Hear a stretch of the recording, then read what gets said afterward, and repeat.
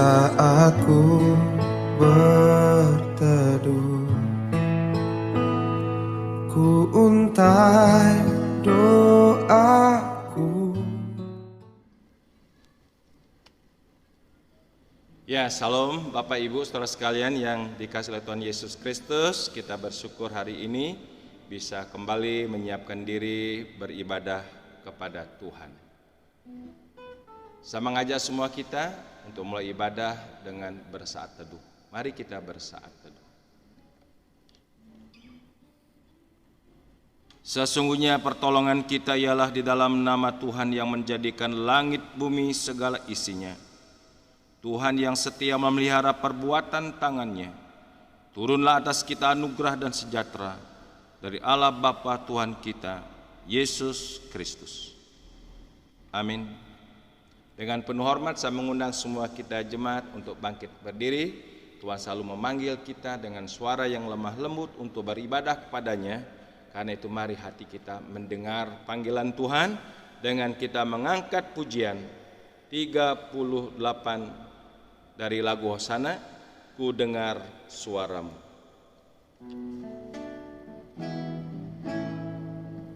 Ku dengar suaramu, Tuhan mengundangkan hatimu yang lelah itu. Ku beri perhentian. Sekarang ku datang padamu,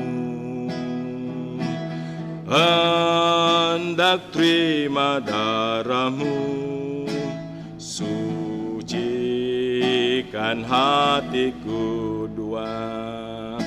Meski aku lemah, kekuatanmu diberi, semata-mata sucilah hatiku kelak jadi.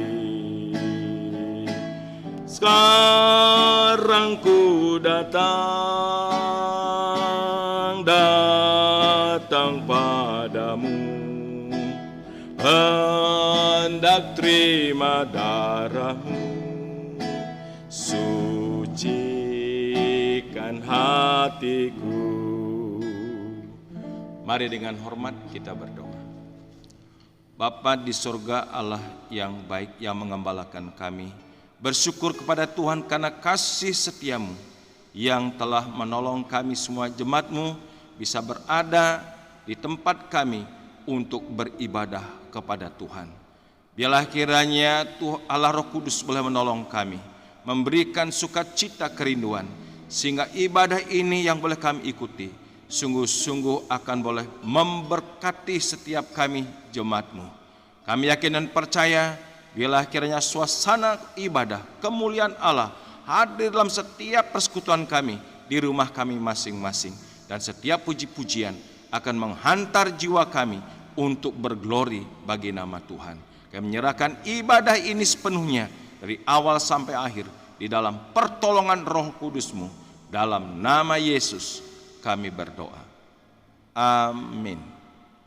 Dengan penuh hormat persilahkan jemaat duduk kembali, dan kepada hamba Tuhan Ibu Desi Haryani Sanger persilahkan untuk menyampaikan firman Tuhan. Selamat pagi Bapak dan Ibu, jemaat yang dikasih Tuhan.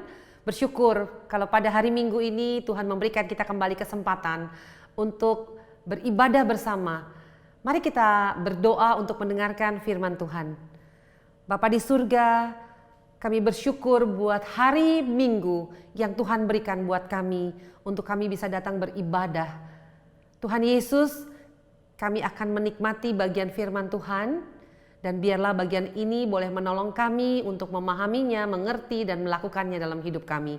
Kami percaya bahwa kami tidak bisa hidup tanpa pertolongan Tuhan, khususnya melalui kebenaran firman-Mu. Berfirmanlah Tuhan, berkata-katalah Tuhan, kami semua rindu untuk belajar akan firman-Mu. Di dalam nama Tuhan Yesus kami berdoa dan bersyukur. Amin. Bapak Ibu yang dikasih Tuhan, pada hari ini kita akan membaca satu bagian firman Tuhan yang diambil dari Yesaya pasalnya yang ke-6, ayat yang pertama sampai ayatnya yang ke-13. Saya ulangi ya, Yesaya pasal yang ke-6, ayat yang pertama sampai ayat yang ke-13. Saya akan bantu Bapak Ibu untuk membacanya. Judulnya, Lembaga Alkitab Indonesia memberi judul, Yesaya mendapat panggilan Allah. Dalam tahun matinya Raja Uzia, aku melihat Tuhan duduk di atas takhta yang tinggi dan menjulang, dan ujung jubahnya memenuhi bait suci. Para serafim berdiri di sebelah atasnya, masing-masing mempunyai 6 sayap. 2 sayap dipakai untuk menutupi muka mereka, 2 sayap dipakai untuk menutupi kaki mereka, dan 2 sayap dipakai untuk melayang-layang. Dan mereka berseru seorang kepada yang lain, katanya, Kudus, kudus, kuduslah Tuhan semesta alam, seluruh bumi penuh kemuliaannya. Maka bergoyanglah alas lambang pintu disebabkan suara orang yang berseru, dan rumah itu pun penuhlah dengan asap. Lalu kataku, celakalah aku binasa, sebab aku ini seorang yang najis bibir, dan aku tinggal di tengah-tengah bangsa yang najis bibir. Namun mataku telah melihat Sang Raja, yaitu Tuhan semesta alam. Ayat ke-6, tetapi seorang daripada serafim itu terbang mendapatkan aku. Di tangannya ada bara yang diambilnya dengan sepit dari atas mezbah. Ia menyentuhkannya kepada mulutku serta berkata, lihat, ini telah menyentuh bibirmu, maka kesalahanmu telah dihapus dan dosamu telah diampuni. Ayat 8, lalu aku mendengar suara Tuhan berkata, siapakah yang akan kuutus dan siapakah yang mau pergi untuk aku? Maka sahutku, inilah aku, utuslah aku. Kemudian firman-Nya, pergilah dan katakanlah kepada bangsa ini, dengarlah sungguh-sungguh, tetapi mengerti, jangan, lihatlah sungguh-sungguh, tetapi menanggap, jangan. Buatlah hati bangsa itu keras, dan buatlah telinganya berat mendengar, dan buatlah matanya melekat tertutup, supaya jangan mereka melihat dengan matanya, dan mendengar dengan telinganya, dan mengerti dengan hatinya, lalu berbalik dan menjadi sembuh. Kemudian aku bertanya, sampai berapa lama ya Tuhan? Lalu jawabnya, sampai kota-kota telah legang sunyi sepi dan tidak ada lagi yang mendiami, dan di rumah-rumah tidak ada lagi manusia, dan tanah menjadi sunyi dan sepi. Tuhan akan menyingkarkan manusia jauh-jauh sehingga hampir seluruh negeri menjadi kosong. Ayat terakhir 13, dan jika di situ mereka tinggal 1/10 dari mereka harus sekali lagi ditimpa kebinasaan, namun keadaannya akan menjadi seperti pohon beringin dan pohon jawi-jawi yang tunggulnya tinggal berdiri pada waktu ditebang. Dan dari tunggul itulah akan keluar tunas yang kudus. Demikianlah pembacaan firman Tuhan. Firman Tuhan hari ini diberikan tema. Temanya adalah dipanggil, dipilih, diutus. Saya ulangi, dipanggil, dipilih, diutus. Jadi tiga-tiganya kata kerja ya.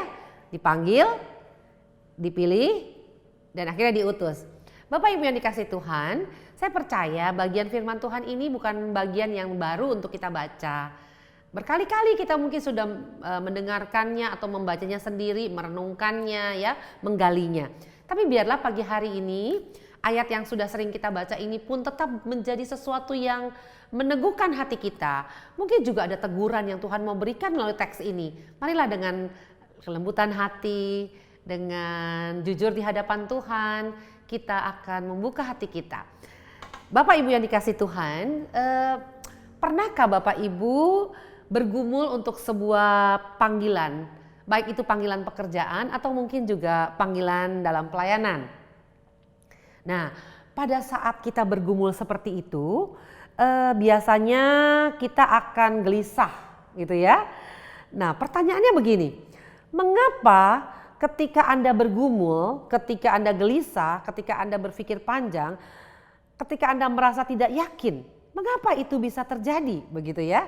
Misalnya nih, Anda diminta untuk menjadi seorang majelis gereja, penatua. Atau juga Anda diminta untuk menjadi seorang guru sekolah minggu karena kita sudah kekurangan tenaga guru sekolah minggu.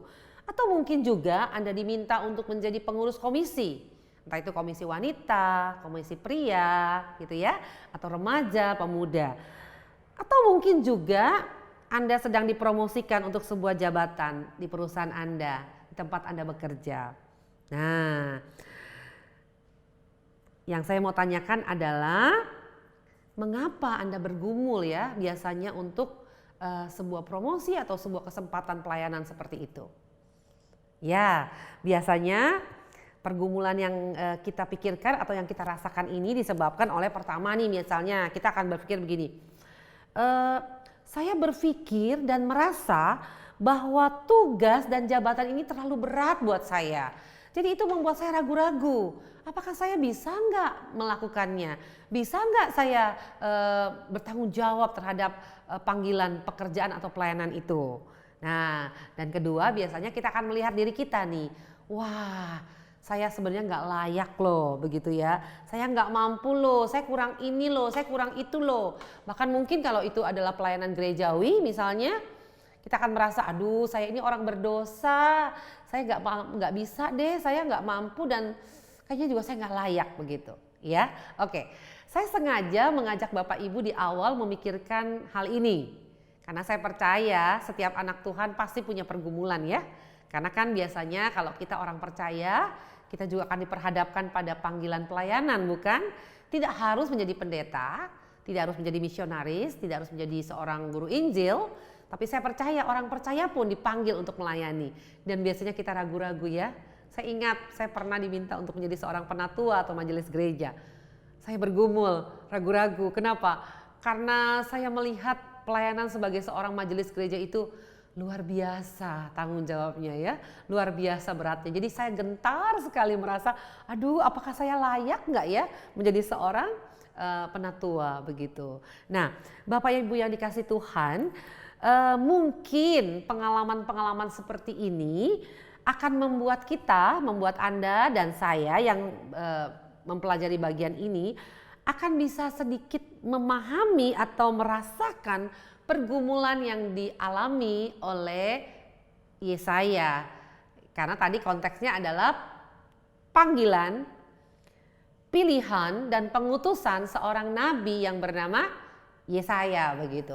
13 ayat tadi sudah kita baca dan saya akan coba ya menguraikan mungkin tidak keseluruhan ayat, tetapi kita melihat sebenarnya konteksnya apa begitu, bagaimana dan apakah teks ini juga bisa membuat kita memahami kondisi kita pada saat ini. Nah, ada beberapa hal yang saya ingin coba kita bahas bersama ya dalam rangkaian tema dipanggil, dipilih, diutus begitu.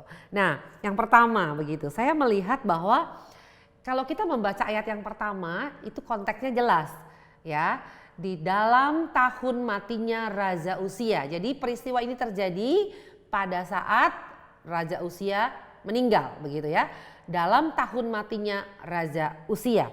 Nah, kita semua tahu bahwa bangsa Israel ini dihukum Tuhan karena mereka memang tidak taat ya. Kita juga belajar bahwa ketidaktaatan, pelanggaran dan kesengajaan kita di dalam menentang hukum-hukum Tuhan itu bisa loh membuat kita mendapat hukuman atau juga mungkin membuat kita mengalami hal-hal yang tidak menyenangkan. Dan itu terjadi pada bangsa Israel, bangsa Yehuda pada saat itu.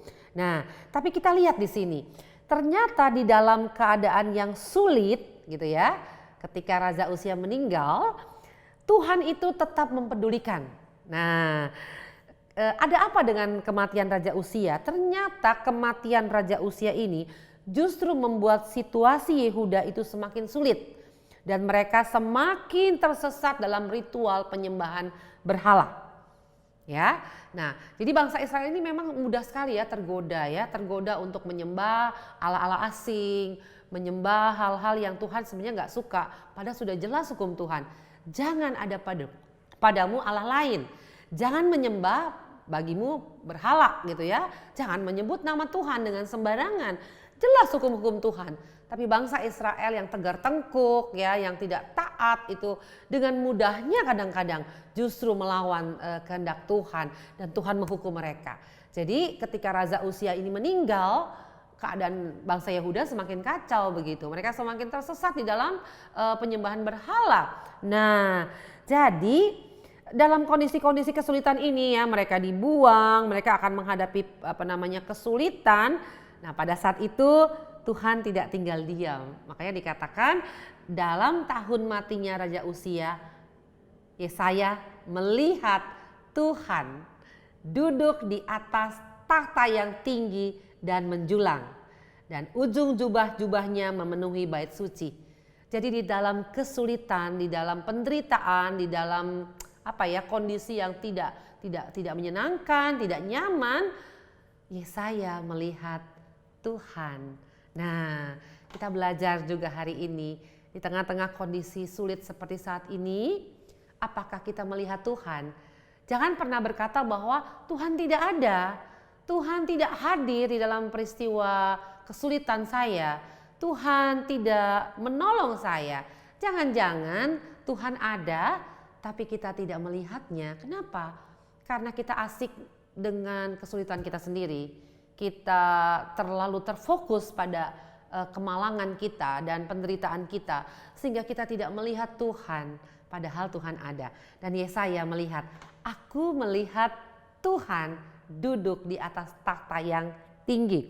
Jadi kita bersyukur ya, kita punya Allah yang setia, Allah yang sama yang disembah dan disapa oleh Nabi Yesaya. Nah, Tuhan tidak tinggal diam. Jadi ketika bangsa Israel, bangsa Yehuda pada saat itu terpuruk di dalam penyembahan berhala, kejatuhan moral dan sebagainya, Tuhan mengutus seorang nabi, Yesaya, untuk menjadi juru bicara Tuhan. Jadi hari ini kita belajar satu hal, bahwa Tuhan tidak pernah membiarkan anak-anaknya, umat yang dikasihinya itu terus-menerus hidup di dalam dosa. Dia akan mengutus hambanya, mengutus anaknya, mengutus seseorang untuk menyatakan kebenaran itu. Itu ya. Nah, yang kedua nih sekarang kita melihat di ayat yang kedua dan ketiga. Apa yang dilihat oleh Yesaya? Nah, dia melihat ada serafim gitu ya. Malaikat ya, seperti malaikat dengan sayap begitu ya. Para serafim berdiri di sebelah atasnya. Masing-masing mempunyai 6 sayap. Dia menceritakan sampai cukup detail ini dalam penglihatannya. Ada serafim, 6 sayap, 2 sayap dipakai untuk menutup muka. Kalau melihat hal ini saya ingat dulu tuh waktu bangsa Israel diminta Musa untuk membuat tabut ya, tabut perjanjian dengan serafimnya begitu ya. Sangat detail memang ya. Melambangkan kemuliaan Allah. Nah, jadi kalau kita membaca ayat 2 dan ayat 3 ya, kemudian Yesaya melihat itu kemuliaan Allah. Artinya apa? Tuhan menemui hambanya, Tuhan menemui Yesaya dengan cara yang dahsyat gitu. Dia mau menunjukkan bahwa aku yang menemui kamu adalah Allah yang berkuasa, Allah yang supranatural, Allah yang dahsyat. Wow, saya membayangkan ya, gimana itu rasanya waktu Yesaya melihat kemegahan Allah dengan serafimnya begitu ya, dengan sayap, 6 sayapnya menutupi muka, 2 sayap menutupi kaki, 2 sayap melayang-layang begitu. Dan ayat ketiga, dan mereka berseru seorang kepada yang lain. Apa seruannya? Kudus, kudus, kuduslah Tuhan. Tuhan yang mana? Tuhan semesta alam, seluruh bumi penuh kemuliaannya. Kalau Anda mendengar kalimat ini mirip ya seperti malaikat yang menyanyikan pujian kemuliaan bagi Allah di tempat yang maha tinggi ketika Kristus lahir ke bumi, bukan? Nah, jadi kita melihat bagaimana malaikat serafim memuliakan Tuhan. Jadi rupanya Tuhan menyatakan dirinya kepada Yesaya pada saat itu dengan cara yang khusus begitu ya. Dia menyatakan dirinya dengan cara yang secara manusia kan tidak terpahami ya. Luar biasa sekali itu Yesaya bisa melihat kemuliaan Tuhan dengan serafim yang bersorak satu sama lain dan berkata, kudus, kudus, kuduslah Allah, kados, kados, atau holy, holy, the almighty holy. Wah, keren banget gitu ya, kebayang nggak seperti itu? Nah, rupanya saya melihat bahwa kenapa Allah menyatakan kekudusannya. Dia ingin menyatakan kepada Yesaya siapa dirinya, siapa Allah yang memanggilnya. Sehingga ini memberikan apa ya? Memberikan satu pernyataan dan peneguhan buat seorang Yesaya bahwa yang menyatakan diri kepadanya ini bukan manusia biasa, bukan juga makhluk yang tidak bisa didefinisikan begitu, tapi adalah Allah sendiri begitu.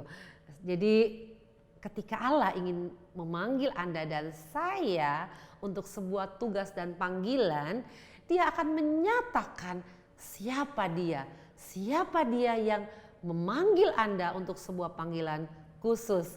Ya, saya percaya ya, beberapa kesaksian pribadi menceritakan waktu Tuhan panggil mereka di dalam panggilan khusus, misalnya menjadi seorang hamba Tuhan kah, menjadi seorang misionaris kah, Tuhan menyatakan, iya memang tidak sama seperti Yesaya, tidak harus sama, bahwa Tuhan berkata menyatakan diri, who am I am God gitu ya, the almighty God, gak selalu begitu. Tapi ada pernyataan-pernyataan khusus yang Allah berikan dan membuat kita itu mengerti ya. Saya juga mengalaminya sih, bagaimana ketika Tuhan mau pakai saya untuk satu tugas pelayanan, Dia menyatakannya dengan begitu pribadi gitu. Tetapi saya memahami bahwa itu adalah panggilan yang Tuhan berikan. Bagaimana dengan Bapak dan Ibu? Pernah nggak Anda mengalami itu? Saya pikir ya, sebagai anak-anak Tuhan yang dipanggil dalam sebuah tugas pelayanan, saya lagi bukan selalu menjadi hamba Tuhan, bukan selalu menjadi misionaris atau guru Injil, atau mungkin juga melayani secara khusus, bukan juga.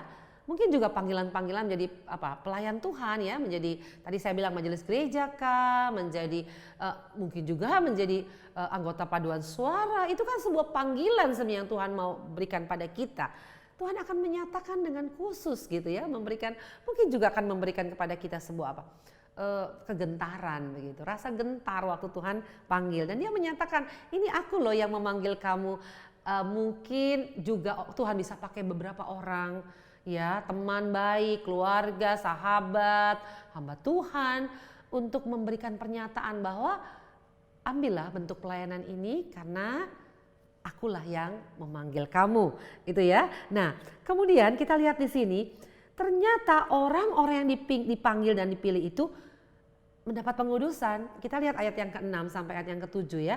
Soalnya sebelumnya si Yesaya merasa begini, celakalah aku binasa. Sebab aku ini seorang yang najis bibir dan aku tinggal di tengah-tengah bangsa yang najis bibir. Itu dia. Jadi dia sendiri menyadari bahwa dia tidak layak begitu. Nah, tadi di awal saya katakan seringkali kita menolak pelayanan karena kita merasa, siapa aku ya Tuhan? Siapa aku ya sampai aku yang harus melakukan pekerjaan ini begitu ya. Oke, tidak salah sih merasa itu. Kenapa? Karena perasaan itu juga muncul karena kita tahu bahwa kita tidak layak ya. Tuhan yang melayakkan kita dalam melayani. Soalnya kalau kita merasa layak, akhirnya kita akan sombong nanti. Kita akan merasa kalau nggak ada gue, pelayanan ini nggak bisa jalan loh, gitu ya. Nah, tetapi dalam konteks ini, ya saya menyadarinya waktu dia melihat kemuliaan Allah, bahwa Allah sendiri yang menyatakan diri, Allah sendiri yang memanggil dia dalam panggilan khusus ini, dia merasa celakalah aku karena aku ini seorang yang najis bibir gitu. Bangsa Israel itu memahami kok, kalau mereka melihat kemuliaan Allah mereka bisa mati. Nah, kalau kita membaca kitab-kitab sebelumnya ya, khususnya tuh waktu kita melihat di kitab di Keluaran misalnya ya, bahkan di kitab-kitab raja-raja juga ya, misalnya kita melihat waktu Allah datang dengan kemuliaannya begitu ya, gak ada orang yang bisa melihat itu, kita gak sanggup melihatnya. Kemudian misalnya waktu Tuhan bilang tidak boleh memegang gunung Tuhan, siapa yang memegang akan mati. Gitu ya. Kemudian juga pernah ketika tabut Allah dibawa, kemudian ada dua orang yang memegangnya, dia juga mati gitu. Jadi Orang Israel tahu kok kalau mereka melihat kemuliaan Allah, mereka nggak tahan begitu. Jadi Yesaya juga merasakan celakalah aku binasa sebab aku ini seorang yang najis bibir katanya. Nah, tapi lihat di ayat yang ke-6. Tetapi seorang dari serafim itu terbang mendapatkan aku. Di tangannya ada bara yang diambilnya dengan sepit dari atas mezbah dan menyentuh ke mulutku serta berkata, lihat ia telah menyentuh bibirmu, maka kesalahanmu telah dihapus dan dosamu telah diampuni. Artinya apa? Artinya ada pengudusan dari Tuhan. Orang yang dipanggil, orang yang dipilih itu akan mendapat pengudusan. Jadi kalau Anda dan saya dipanggil Tuhan untuk melayani, kita dikuduskan kok. Kita diampuni dosanya, kita disucikan ya, kita dibenarkan. Memang kita orang berdosa, gak layak sebenarnya. Seperti hari ini pada saat Tuhan mengizinkan saya melayani melalui firman, apakah saya layak? Tidak begitu, tapi Tuhan yang melayakkan. Ya, jadi orang-orang yang dipilih itu akan mendapat pengudusan, akan mendapat pengampunan.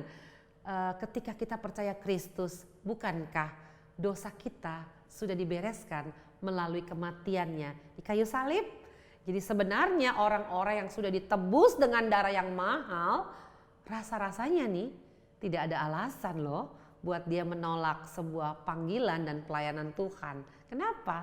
Karena kita orang berdosa yang disucikan, yang dilayakkan untuk melayani. Nah, kemudian kita baru melihat akhirnya ya. Jadi tadi itu prosesnya kelihatan banget ya. Tuhan menunjukkan dirinya siapa dia, kemudian Tuhan menyatakan kepada Yesaya dikuduskan, kemudian akhirnya Yesaya juga menyambut panggilan itu. Makanya ini ayat yang terkenal nih, biasanya orang pakai ayat yang ke-8 kalau mau pengutusan ya. Biasanya pengutusan di mana? Di kampus-kampus teologi gitu ya. Atau mungkin juga pengutusan hamba Tuhan yang akan menjadi misionaris, itu biasanya pakai ayat ini nih ya, dikatakan begini, lalu aku mendengar suara Tuhan loh yang bertanya, yang berkata, siapakah yang akan kuutus dan siapakah yang mau pergi untuk aku. Wah, saya membayangkan seperti apa ya panggilannya begitu ya. Pertama kali Tuhan panggil saya untuk sekolah Alkitab bukan waktu saya SMA justru. Walaupun sebenarnya waktu saya tamat SMA ada keinginan untuk masuk sekolah teologi ya waktu itu. Tapi saya nggak merasa yakin gitu. Saya takutnya hanya karena saya kagum dengan seorang hamba Tuhan yang diutus ke gereja waktu itu. Magang ya, biasanya ada tuh ya mahasiswa-mahasiswa teologi tahun-tahun terakhir. Saya melihat pelayanannya begitu baik begitu. Dan saya merasa aduh senang ya melihat hamba Tuhan ya dipakai Tuhan masih muda. Jadi saya sempat kepikir mau sekolah Alkitab gitu, tapi ternyata memang bukan ya. Akhirnya saya masuk ke sekolah umum lah, kampus umum begitu. Nah kemudian tahun kedua atau tahun ketiga saya pikir, iya tahun ketiga saya kuliah teologi, saya sekolah, saya masih kuliah. Waktu itu ada retreat di gereja. Ya, saya membantu melayani di pemuda dan di sekolah minggu kan waktu itu. Saya sudah pindah ke Jakarta. Saya kan tinggal di Bandar Lampung ya. Mama papa saya berjemaat di Gereja Sidang Kristus Lampung begitu ya. Saya pindah ke Jakarta, kemudian ada satu retret begitu. Nah, hamba Tuhannya menggunakan ayat ini untuk bertanya, siapa yang akan kuutus? Siapa yang mau pergi untuk aku? Waktu itu saya merasa bahwa panggilannya itu begitu apa ya, begitu kuat sekali begitu. Saya seperti tidak tahan untuk tidak meresponi. Ya, saya ngebayangin ya waktu saya baca ayat ini lagi. Itu hamba Tuhan loh ya yang mengatakan. Bagaimana kalau Tuhan sendiri yang bertanya, siapa yang mau pergi untuk aku? Siapa yang akan aku utus begitu. Ya pada saat itu saya jatuh lah ya di hadapan Tuhan. Saya berkata, Tuhan, saya mau jadi hamba-Mu, tapi saya selesaikan dulu kuliah S1 saya, nanti saya akan coba sekolah. Nah ternyata Tuhan kasih kesempatan sih, saya bisa paralel begitu ya. Di akhir-akhir masa studi saya ambil kuliah teologi gitu ya. Dan kemudian Tuhan izinkan saya masuk ke jenjang S2 setelah itu.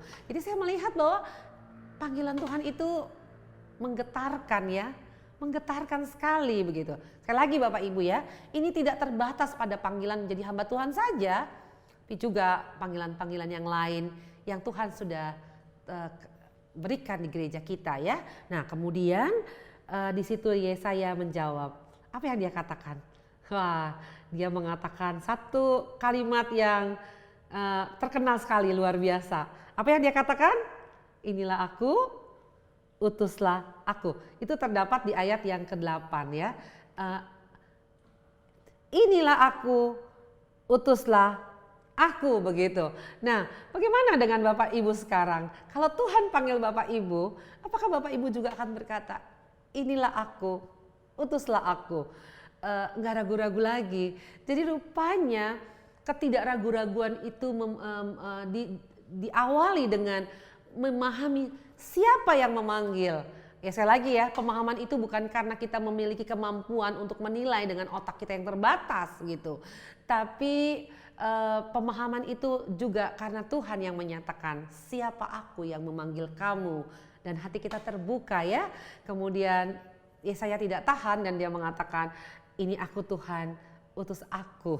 Nah, Bapak Ibu, jemaat yang dikasih Tuhan, kalau Tuhan panggil Bapak Ibu untuk sebuah panggilan pelayanan atau pekerjaan, ketika Bapak Ibu meyakini bahwa itu adalah panggilan Tuhan, jangan keraskan hati, karena sebenarnya Dia sudah memberikan berbagai perlengkapan buat kita. Ayat ini menjadi sangat berarti buat saya di bulan-bulan ini. Kenapa? Karena saya baru saja mengatakan ya untuk satu pekerjaan Tuhan yang udah 3 kali pekerjaan ini ditawarkan untuk saya. Tapi saya tidak percaya bahwa ini panggilan Tuhan sampai pada satu titik. Saya tahu akhirnya saya bilang, oke Tuhan, saya mau belajar untuk taat. Saya mau belajar untuk berkata iya kepada Tuhan.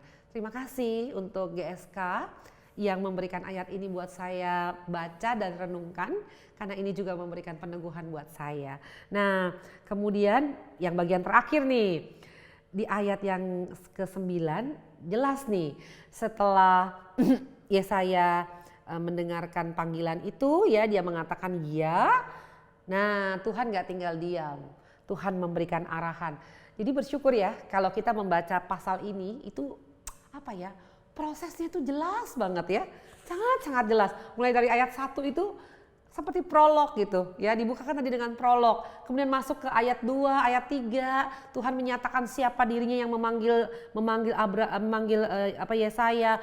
Terus masuk ke ayat 3 bahwa ada pengudusan, ada pengampunan, ada kondisi di mana kamu akan dilayakkan. Kemudian Tuhan berkata siapa yang mau diutus, dan akhirnya Yesaya mengatakan, ini aku, utus aku.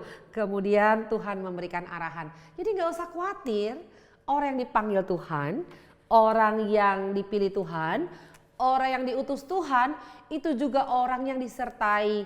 Karena kalau kita baca ayat 9 itu jelas banget itu ayatnya. Dikatakan kemudian firman-Nya, pergilah. Nah kan disuruh pergi kan, pergilah dan katakanlah kepada bangsa ini, dan selanjutnya, dan selanjutnya, dan selanjutnya. Jadi ada SOP-nya ya, standar operasionalnya ada begitu. Jadi kita tidak dibiarkan sendirian gitu. Nanti saya mengerjakan apa ya, nanti saya mengerjakan apa ya. Tapi bukan artinya Tuhan mau jadikan kita robot. Kenapa? Karena Dia memberikan kita juga kekayaan intelektual, bukan? Kita juga diberikan hikmat, kita diberikan akal budi. Jadi ketika Tuhan memberikan arahan, nah disitulah hikmat yang Tuhan berikan ya. Intelektualitas yang Tuhan kasih, hikmat yang Tuhan kasih itu ya, cara berpikir dan sebagainya yang sudah kita pelajari sebagai hasil dari pembelajaran hidup kita, itu nanti akan menuntun. Dan jangan lupa kita punya Roh Kudus, Roh Allah yang akan menolong kita untuk memahami apa yang saya harus lakukan, apa yang berkenan di hadapan Tuhan dan sebagainya. Nah, Bapak Ibu bersyukur Tuhan memberikan kita teks ini, sehingga ketika satu kali Tuhan memanggil, Tuhan memilih, dan Tuhan mengutus, hati kita akan dibukakan dan akan berkata, ya Tuhan, ini aku, utus aku. Tidak perlu takut, karena ketika Dia yang memanggil, Dia juga yang melengkapi, dia juga yang mengurapi, dia juga yang mengutus begitu, ya kan? Jadi gak usah khawatir lah begitu. Di dalam perjalanan kitab suci yang kita baca, kita lihat kok. Ingat gak waktu Yesus mengutus murid-muridnya melayani dua-dua? Dia katakan kan gak boleh bawa makanan gitu ya, ada aturan-aturan, ada SOP-nya. Apakah Yesus membiarkan murid-muridnya melayani sendiri? Oh tidak, dia menyertainya. Ya kan, waktu dia naik ke surga juga kan, dia katakan pergilah, jadikanlah segala bangsa, semua bangsa muridku. Ajarlah mereka, baptislah mereka. Terus ada ayat yang selanjutnya bukan? Dan ketahuilah aku menyertai kamu sampai pada akhir zaman.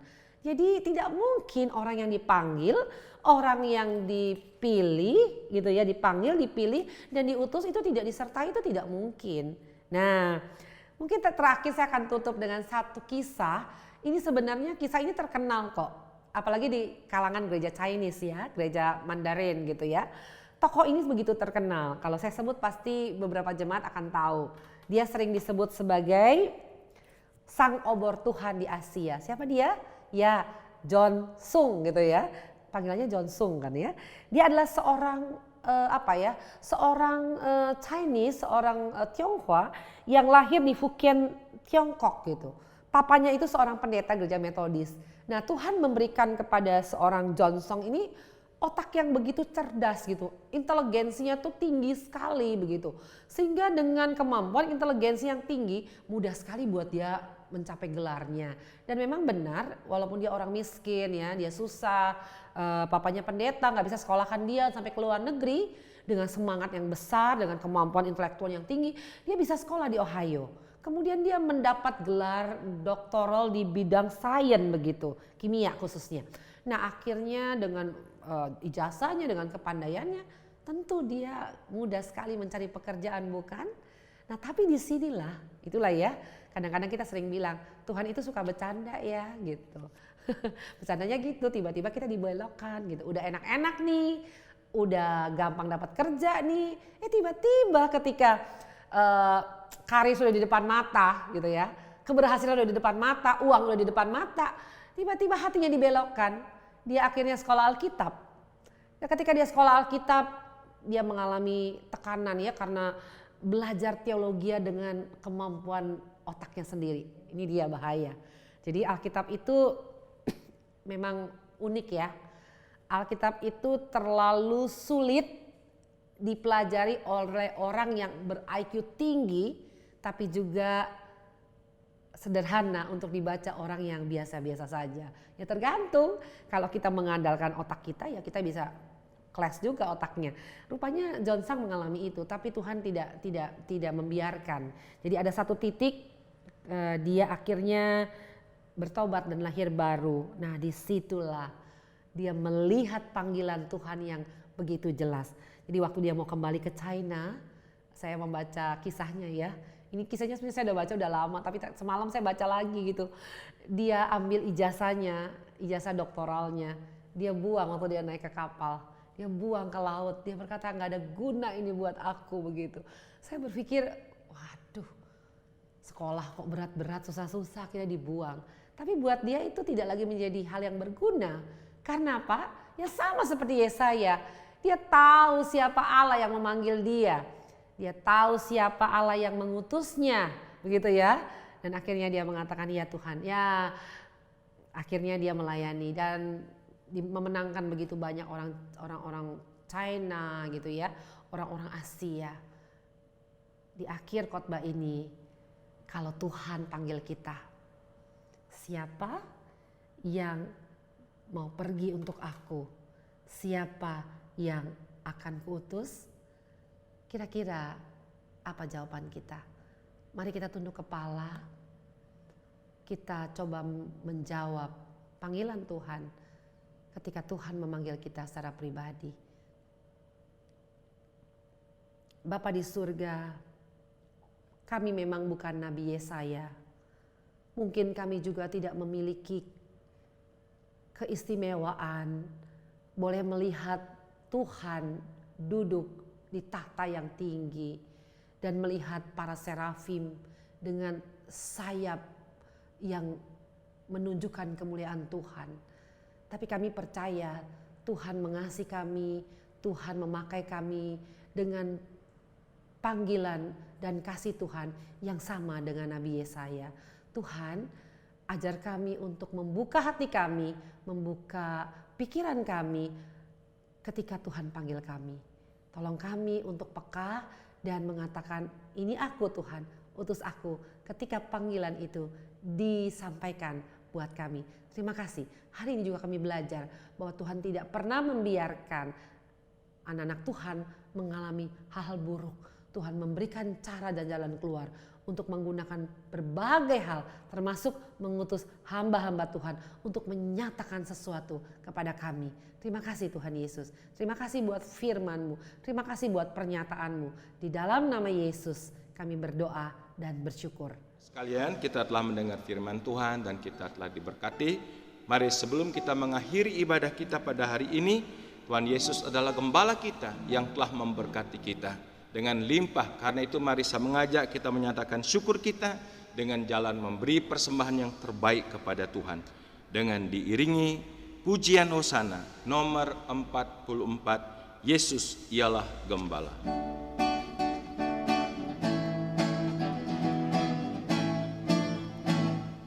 Yesus ialah gembala kami seperti dombanya. Dia pimpin dan menjaga kami dalam dunia. Tuhan Yesus memberi selamat dombanya. Tuhan Yesus memberi selamat dombanya. Ya gembala pimpin saya ini dombanya. Selamatkanlah dari bahaya oleh sangat kuasanya. Tuhan Yesus, dengar akan doaku. Tuhan Yesus,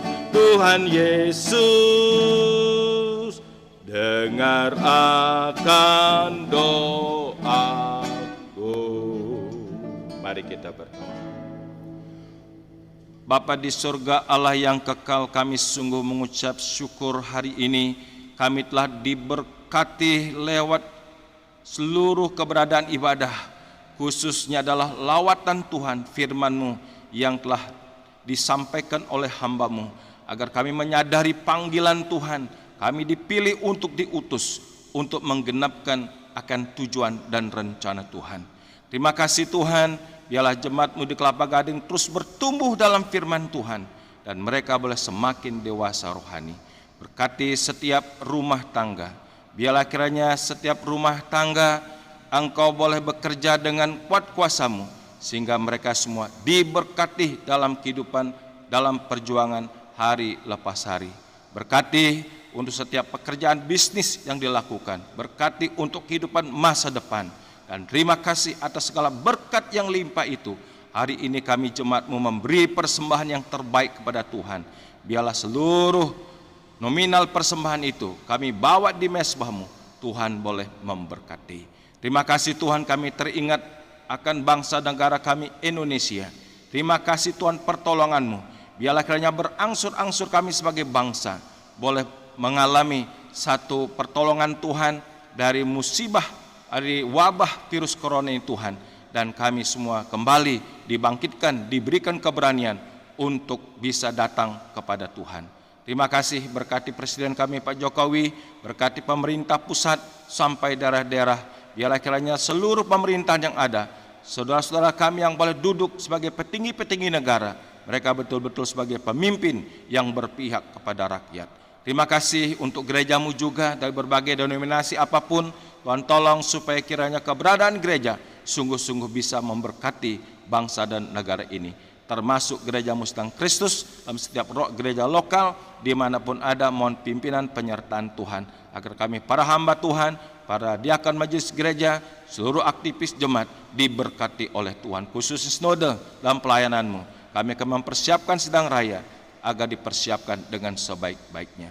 Terima kasih Bapak, inilah syafaat dan doa persembahan yang boleh kami bawa di dalam nama Tuhan Yesus Kristus yang mengajar doa demikian. Bapa kami di sorga, dikuduskanlah namamu, datanglah kerajaanmu, jadilah kehendak-mu di bumi seperti di sorga. Berilah pada hari ini makanan kami secukupnya, dan ampunilah kesalahan kami, seperti kami sudah mengampuni orang lain yang bersalah kepada kami. Janganlah membawa kami ke dalam pencobaan, tetapi lepaskanlah kami segala yang jahat, karena Engkau-lah mempunyai kerajaan dan kuasa dan kemuliaan sampai selama-lamanya. Terimalah berkat daripada Tuhan.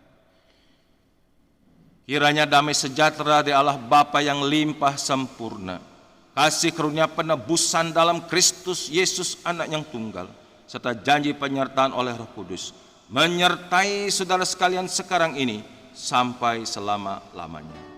Amin. Amin. Amin. Amin.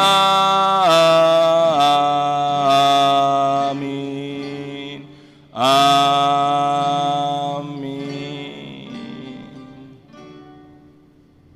Ibadah selesai. Selamat hari Minggu. Tuhan Yesus memberkati.